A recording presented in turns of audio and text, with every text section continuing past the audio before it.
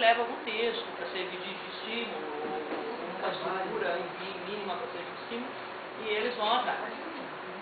E a gente está fazendo, essa mesma turma, o Einstein fez a gentileza de permitir que a gente fizesse um grupo de estudo, praticamente, né?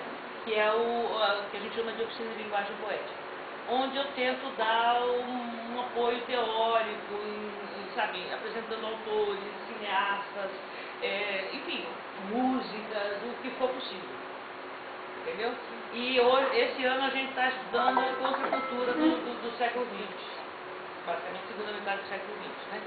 Que é uma coisa que vai dar um apoio para o subversidade, é mais ou menos nessa linha. Nossa, magnífico, bacana. A Toninha. Pensa feito fora dos horários de aula. Isso não é aula. E como é que se coordena esses trabalhos que vocês fazem lá na comunidade, os trabalhos que tem que fazer para a escola, para estudar e para ir para a escola? Como é que vocês fazem isso? Assim, a gente que é mais velho estuda à noite. Aí a gente tem que... Mais velho assim, 14 anos. Mais velho. Aí a gente tenta fazer as coisas da escola de manhã e sempre o teatro é à tarde. Teatro, porque assim, aqui a maioria não faz só teatro, tem teatro e música. Aí a gente tem que tirar tempo, fazer assim, uma tabelinha para poder estudar. Já tem que estudar, né? Tem que estudar e né? estudar muito filme da teatro, tem que fazer mas é uma coisa que já ficou normal.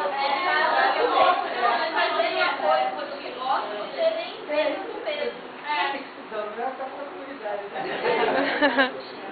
A Toninha tinha pedido a palavra, vai lá, Toninha.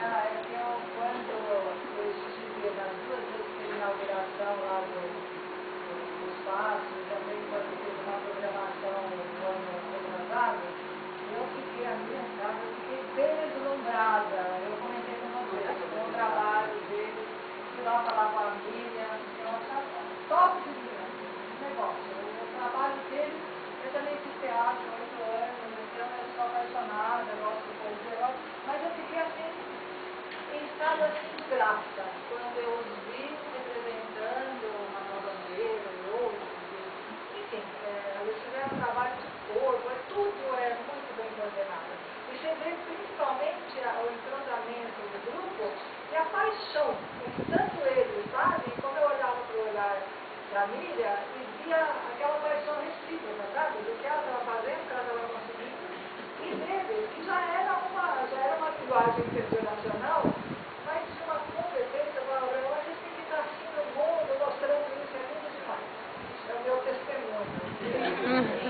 Cansado.